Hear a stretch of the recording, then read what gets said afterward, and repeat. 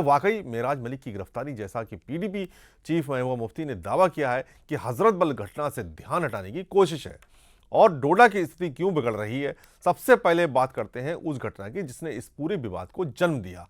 हजरत बल दरगाह की घटना 3 सितंबर 2025 को जम्मू कश्मीर वक्फ बोर्ड, जिसकी अध्यक्षता भारतीय जनता पार्टी की नेता दरख्शां अंद्राबी करती हैं, उन्होंने श्रीनगर में हजरत बल दरगाह में एक नवीकरण परियोजना के तहत एक संगमरमर की पट्टिका का अनावरण किया। यह दरगाह कश्मीर की सबसे पवित्र इस्लामी स्थलों में से एक है, जहां पैगंबर मोहम्मद सल्लल्लाहु अलैहि वसल्लम की एक पवित्र निशानी रखी गई है, जिसे मोहे मुकद्दस कहा जाता है। लेकिन विवाद तब शुरू हुआ जब इस पट्टिका पर भारत का राष्ट्रीय प्रतीक अशोक स्तंभ अंकित था।